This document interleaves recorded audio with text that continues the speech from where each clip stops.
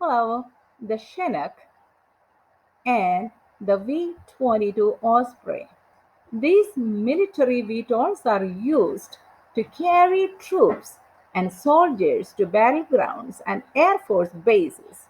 The V-22 Osprey was built by Boeing and the Chinook was built by Cash Military Vehicles. They are very similar, but here is a difference.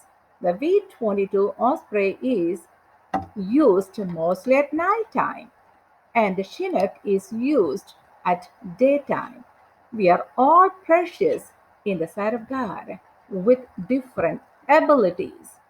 And First Corinthians chapter 12 verse 6 says, there are diversities of activities, but it is the same God who works all in all.